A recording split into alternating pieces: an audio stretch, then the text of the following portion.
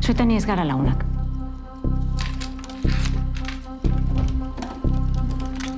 Mota bizta ditze bat honi. Hilketa ritual bat dirudi. Bienvenidas a todas a esta nueva rueda de prensa del Festival de San Sebastián. Hoy tenemos aquí al equipo de Zerua Oak, de la serie Zerua Oak. Voy a presentar de mi derecha hacia allí Miren Gaztañaga, actriz, Josean Bengoechea, actor, Koldo Almandoz, director, Nagore Aramburu, actriz, Sara Kozar, actriz y Marian Fernández Pascal, productora. Beti bezala, mesedez, besoak altxatzen badituzue turnoa emateko. Si por favor levantáis las manos mientras os animáis a hacer la primera pregunta. Yo quería preguntar a Koldo y también a Marian cómo surge la oportunidad de hacer esta segunda temporada de seguir con Ondarra Oak, cómo surge la oportunidad de darle al personaje de Nerea otro caso, ¿no?, criminal. Bueno, la verdad es que cuando terminamos la primera, que bueno, fue como fue un trabajo como duro, bastante precario, pero funcionó bien y salió bien. Ya había un argumento, ya había una idea y un argumento para seguir con el personaje, pero entre una cosa y otra, pues es verdad que hemos tardado 5 años en poder llevarla a cabo. Y en esos 5 años, pues bueno, han pasado cosas y por lo tanto también hemos ido cambiando cosas de aquel primer argumento que teníamos. Pero bueno, yo creo que desde el primer momento vimos que el personaje podía dar para más y que podíamos seguir con él. A nivel de producción son completamente diferentes, no tienen nada que ver. Ondarra Oak. Ondarra Oak es una serie del 2020 a la que yo llamo la serie pandémica, que fue casi un milagro y se pudo hacer realidad por una circunstancia tan anómala como la que sucedió, ¿no?, en aquel momento. Y conseguimos juntar todo un equipo de técnicos y artistas que salíamos del confinamiento y nos juntamos en Ondarru para rodar durante un verano casi como una válvula de escape. Y la producción de Zerua Oak, 4 o 5 años después, ha sido una producción mucho más cercana a unos parámetros de industria, donde hemos ido pues, primero ganándonos la confianza de TV, luego también de Televisión Española, con otros tiempos, con otros plazos. Y bueno, se ha podido hacer en unas condiciones bastante mejores. Sí, aquí. Bai, egunon, Ze suposatzen du zuretzat, Koldo, telesaila hemen Donostiako Zinemaldian aurkeztea, sail ofizialean, eta, bueno, euskarazko lehenengo telesaila izatea, ezta? Sail ofizial honetan. Bueno, lehenik eta behin, ilusio handia, ez jakin izan genunean, ilusio handia egin zigun, berez, naiz eta guk edo modu zinematografiko batean lan egin, ez? Eta helburua beti hori izan, zine pantailara, edo telebistara begira izango den, pentsatu gabe, bueno, lan hau bideratua zegoen, pantaila txikirako, eta orduan, pantaila handian ikusi izateak, niri poz berezia ematen dit, batez ere, bai lantalde artistiko eta lantalde teknikoaren lanaren, ez dakit, errekonozimendu moduko bat badelako, ez? Iruditze zait jartzen gaituela nazioarteko lanen langa berdinean, eta hori beti da baikorra, eta gero ematen dio ere erakusleio eta bozgorailu, ez dakit, primerako bat. Ez dut irudikatzen euskerazko telesail batek modu hobeagoan nun atera daiteken. Kaixo, bueno, lehenik eta behin zorionak, telesailagatik. Galdera orokorrean 4 aktorentzat. Egia da Josean, Nagore eta Sara errepikatzaileak diala, Miren izan da fitxaketa berria. Egia da 2 telesailak, independentea diala, baina pertsonaia guztien arku dramatikoa nolabait jarraitzen du, ez? Eta gero bestalde, zuen artean ere garapen bat egonda. Orduan, galdetu nahi nizuen lehenengo errepikatzailei orokorrean nola izan da 5 urte hauetan, ze pasada benetan, errealidadean 5 urte eta fikzioan ere 5 urte pasadia, eta gero Mireni orokorrean nola izan da telesailean sartzea. Eta gero ja konkretuki zentratu nahiko nuke ere Sara Kozar eta Nera Gaur Aranburu, Carmen eta Nerea Gartziaren erlazio horretan. Nola izan da, ze ustet, bueno, badela sorpresetako bat nik ustet Carmenek egiten duen aportazioa eta ekartzen dion kolorea Nerea Gartziaren pertsonaiari, orduan, bueno, igual galdera oso orokorra da, baina orokorrean aktoren lanari buruz galdetu nahi dizuek, eskerrik asko. Hasiko naiz? Esperientzia okazuta. Bueno, 5 urte eta gero Nerea, nik esan nahi dela lehengo gauza, nire pertsonai kutxunenetako badala egin izan dedana, eta orduan errepikatzeko posibilidade egon zanean, gogo handiz hartu nun. Berriro Nerea Gartziaren abentura batean sartzea. Eta pertsonaia, nik uste evoluzionatu egin dula, historiak bezala beste toki batea eraman dugu, eta egun hauetan egia esaten baino, Ondarrabaken Nerea atzerritar bat zan, Euskal Herriko herri txiki baten, eta oso zentratua ginen bere lan egiteko moduan eta kasuan, ezta? Eta hemen berriz, telesaila hasten da, Nerea etxean dagola eta kanpoa etortzen zaio bere bila, ezta? Eta orduan horrek ematen digu aukera Nerea intimidadean ezautzeko. Eta pixkagiago sakontzeko bere zintasunetan eta bere bizitzan nola dan.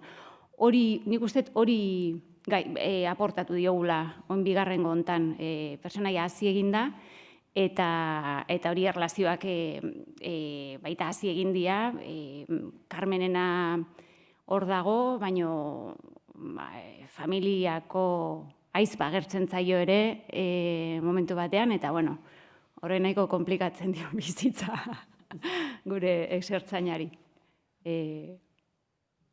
Nik ere, Nagorek bezala, asko maite dut Carmenen pertsonaia. Beti esaten dut, nire uste dut kutxunena da, igual, enditudanen artean, niretzat ere erronka bat suposatzen dulako leku askotatik, hasteko euskalkiagatik, ez? Nire euskalkitik oso urrun dagoela, eta horrek suposatzen duelako erronka bat. Baita ere uste dudalako Carmen igandik oso urrun dagoela zentzu askotan, izaeran, hitzaiteko moduan, erritmoan, pausan, eta orduan pertsonei badago eraikia. Eta lehenengo Ondarrabatik Zeruaoakerako saltuan, nik uste dut Ondarrabaken Carmenen zauria askoz presenteago dagoela, ez? Carmenek semea galtzen du, seme bakarra galtzen du, 5 urteko semea galtzen du, istripu batean. Zauri sakona da hori, eta iluna, eta iluntasun horretan bizi da bera Ondarrabaken. Zeruaoaken argi izpi bat ikusi du. Hortik ateratzeko modu bat, edo behintzet argi izpi bat.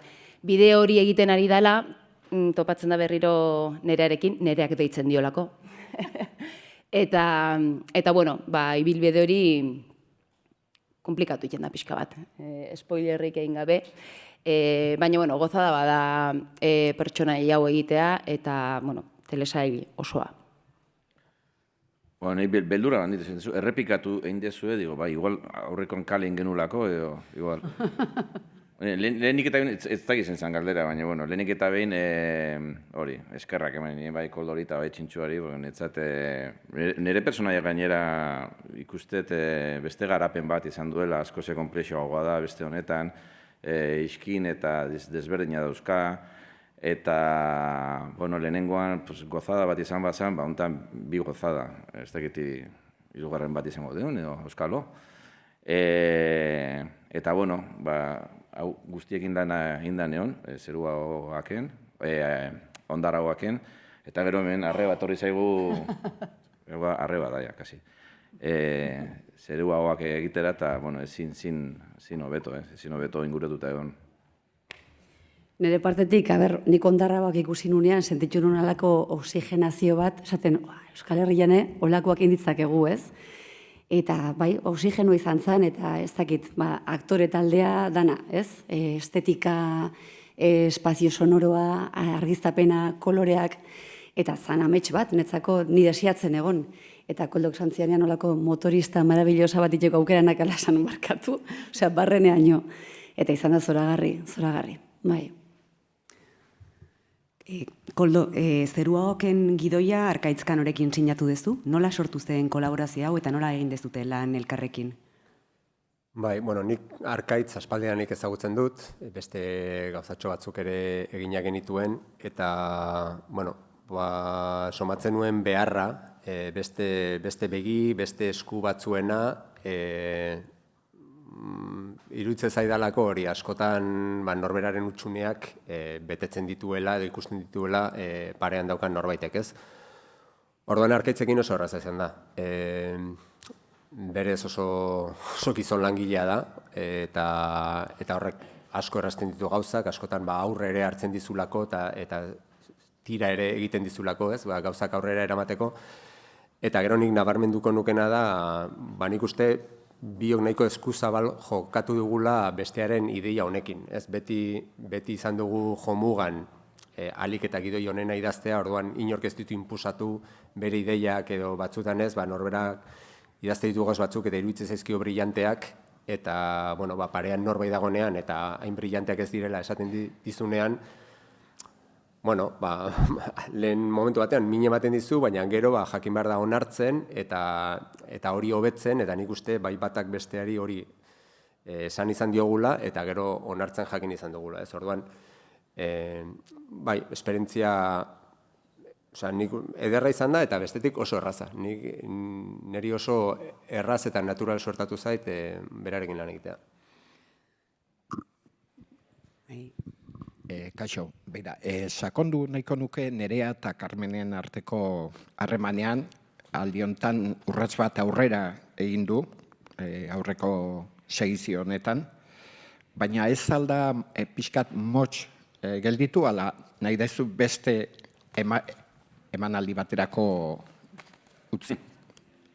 Bien arteko harreman hori. Bueno, motxa baina intensoa bada, askotan igual hobea izaten da, ez? Telesailak berak badu formatu berezi bat, 4 kapitulukoak izaten dira, ez? Normalki luzeagoak izaten dira, gauzak garatzeko denbora gehiago izaten da. Neri, ez dakit, horrela gustatzen zait, bestela beti iruditzen zait, eta igual izaera nortasunagatik, nik berehala nago, edo berehala ikusten dut melodrama parean, eta horrek izutu egiten nau. Nertzat melodrama edo askotan emozioak amildegi moduko bat dira, eta orduan parean jartzen zaizkidanean atzera egiten dut. Eta gero ez dakit zu ez gertatzen zuen, nik uste harremanek ere askotan horrelakoak izaten direla. Ez dira perfektuak, joan eta etorri egiten dira, eta niri harreman horretatik gustatzen zaidana da, berez, eta ja ondarrabaken ikusten zena, ez da harreman errez bat, Nerearen kasuan ere pertsona da, Carmen da, izan ziteken Carmen edo Antonio, baina da pertsona horrek jartzen ditu, ez dakit, Nerearen segure guztiak dantzan eta hausten du bere nortasun fuerte hori. Eta horregatik, askotan hori, nik ez dut ez da generoa ikusten horre, ez? Neri asko gustatzen zait harreman hori, dira bi emakume heldu, norberak bere biografia ere baduena, ez duena mundu oso utziko bestearekin egoteko, ez? Maitasun erromantikotik haratago doa, eta nire ustez oso erromantikoa da justu horregatik. Biak ere badirako nortasun handiko pertsonak, eta ez dutelako dena maitasunaren gatik uzten, eta gero aurreragoko ustearena, hori ere, ez dago, atetik ez dago nire esku, ez? Lehen aipatu dugu, 5 urte kostatu zaigua guzti hau aurrera ateratzea, eta etorkizuna ere ikusiko dugu, zer gertatzen.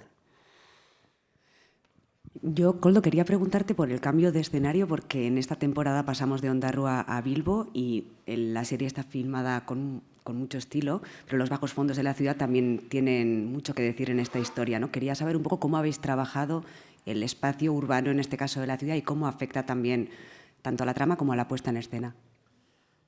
Sí, teníamos claro que no queríamos hacer la misma serie, ¿no? Una opción hubiera sido convertirla en una señorita Fletcher que ahora va a Urruña porque ha aparecido un veterinario asesinado allí, y entonces pues otra vez alguien que va de fuera a un entorno cerrado y tal. Y también tenía claro que quería basar más la historia ya en los personajes, ya los conocemos, y a mí el género que me gusta es el que utiliza un poco el delito como excusa para hablar de otras cosas, ¿no? Y yo creo que esta vez, pues hablando de personajes, hay veces que la trama ni siquiera te importa lo que decíamos, qué les pasa a Carmen, qué le pasa a Laura, qué le pasa a Nerea. Y para eso era necesario llevar la historia al contexto donde vive Nerea. Y luego yo quería, pues eso, que fuera mucho más urbana, mucho más sucia, más oscura.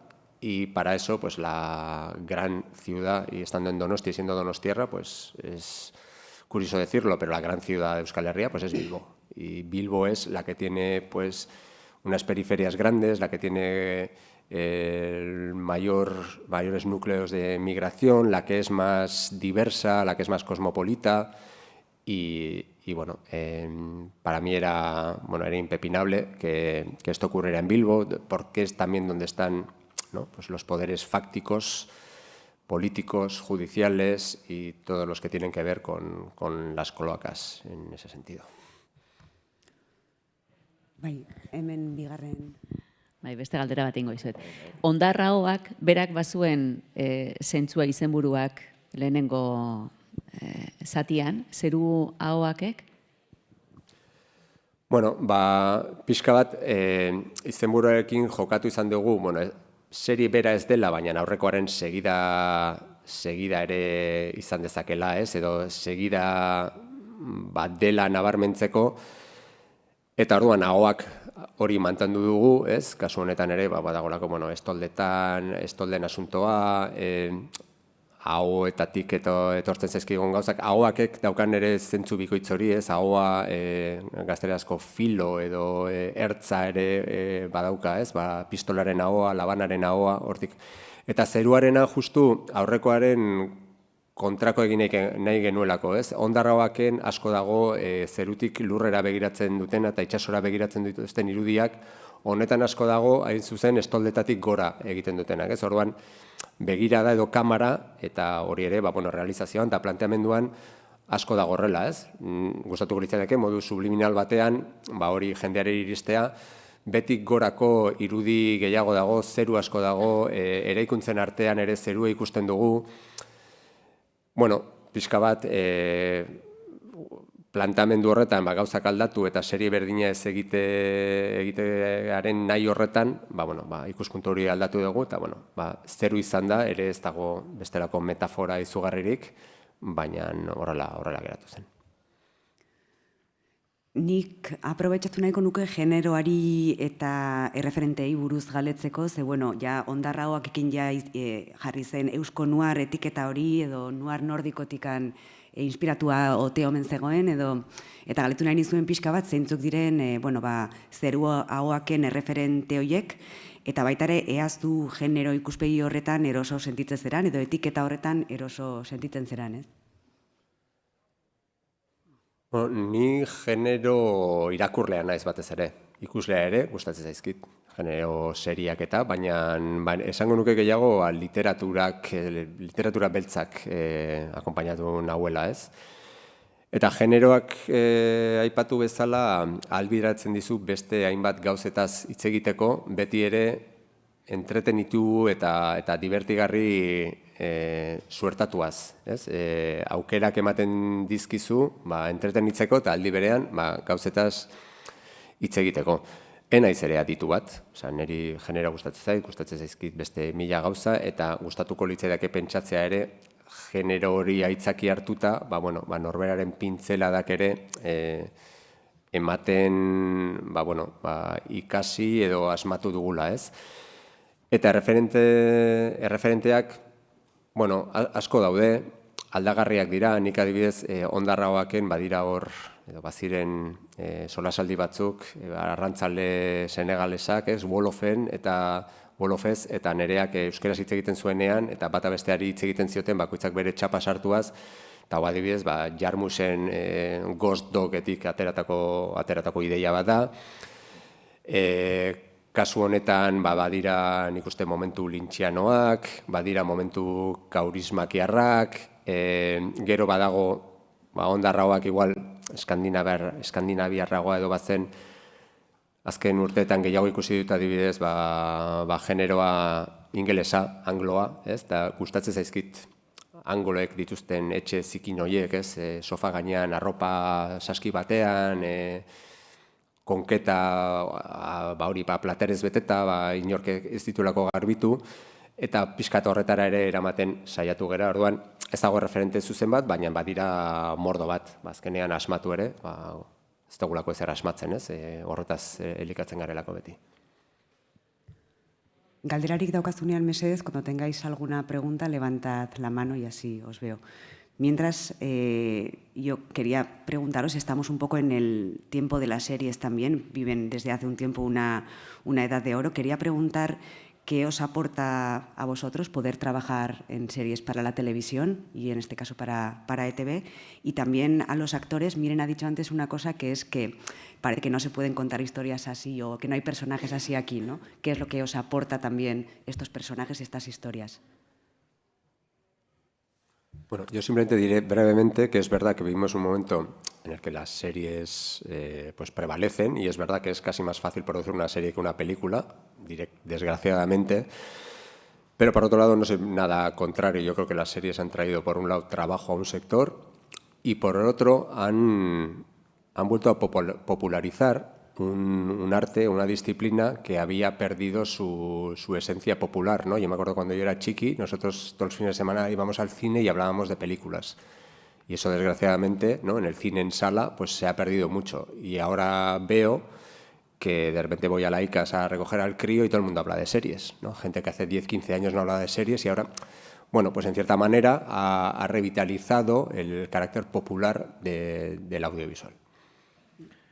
Yo, desde la creación, no como espectador, porque no soy consumidor de series, no, yo hubiera agradecido que hubiera habido esas referencias de Jarmusch, Kaurismäki, porque yo solo he sentido, ¿no? Pero nunca se me dijo esto, pero fíjate. Ahora Claro, pero es que si te lo digo vas a empezar a hacer ahí Kaurismäki y no puede ser.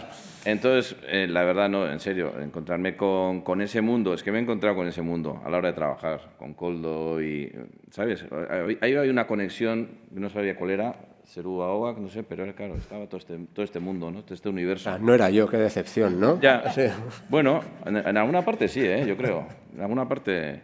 Y claro, de repente sumergirme en ese mundo, es que lo sentía, ¿no?, de alguna manera, y joder, es bello. Es difícil encontrarte con ese universo Almandoz. Para mí había como un placer muy grande como en habitar, porque es verdad que esas imágenes son como muy de partida, como tiene esa cosa del cliché, ¿no?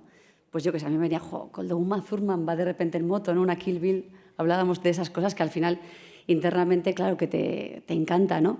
Pero luego a la hora de trabajar los personajes era muy interesante cómo todo el rato buscábamos esa ambigüedad que tú comentabas, que sean de verdad. Entonces, aunque había algo del cliché muy atractivo, luego había una búsqueda de lo real, de no salvarles la vida y a la vez buscar ese claro oscuro, y era muy interesante y muy fino ese trabajo, ¿no? Quería comentar que en cuanto a la producción o a la manera de trabajar durante todo el proceso, hacemos exactamente lo mismo. Cuando nos enfrentamos a un largometraje, cuando nos enfrentamos a una serie, que todo el equipo técnico y artístico somos los mismos y que la obsesión por hacer lo mejor posible lo que tenemos delante es idéntica. Quería preguntar específicamente a Nagore, porque este año estás aquí con muchas películas y ¿hay algo distinto en prepararse para un personaje de...? No, es que para mí la clave la acaba de dar Marian, que no es, la diferencia no es entre serie y películas, ni idiomas, ni... La diferencia está en equipos, en profesionales, y en que esto, en eso sí que noto cambio. Entonces, eso, yo he tenido personajes muy completos, y pues os he dicho que el de Nerea es uno de los que más me gusta hacer, y es una serie en euskera, y puede haber otro secundario en una película en castellano que también tiene el mismo equipo, la misma manera de trabajar y el mismo gusto, ¿no? Los creadores que que quieren contar su historia y tienen sello propio y da igual si la cuentan en una serie, en una peli o en un personaje femenino, masculino o en cualquier idioma. Ese es el cambio que estoy viendo, yo creo, es el que me gusta. Si no hay más preguntas, yo quería cerrar con una última que yo creo que en parte habéis contestado, pero quería saber si como espectadores tenemos que despedirnos del personaje de Nerea o si hay, no sé si María Nicoldo, ¿hay alguna opción de que la volvamos a ver en un futuro con algún otro caso, con alguna otra ciudad? Yo no la he visto morir, pero no voy a hacer spoiler de cómo acaba, que la vean todos los espectadores. Bueno, esto, no sé, es una industria muy cambiante, muy variable. Vivimos ahora mismo en Euskadi una fase de doping, ¿no? A nivel de producciones de Euskal Cinema o supuesto Euskal Cinema. Pero no sabemos si dentro de un año o dos estaremos en la misma situación. Entonces, yo lo que sí puedo decir es que hay argumento e ideas, hay equipo y yo creo que cada vez que hacemos algo aprendemos de lo anterior, ¿no? Yo creo sinceramente que hay un salto hacia adelante de Ondar a Zeru y creo que de Zeru al futuro, pues con las cosas que hemos aprendido ahora, pues también puede haberlo. Pero pues esto no es escribir un libro, ni pintar un cuadro, ni comprar una canción. Necesitas financiación, necesitas socios, necesitas que haya un interés para que esto se lleve a cabo. Y si eso se da, a nosotros nos encanta rodar, nos encanta hacer pelis, series, y en eso por lo menos no escatimamos energías. En otras cosas igual sí, pero en eso no. Bueno, mila esker, txalo bat eskatuko dizuet Zeruaoak aldean.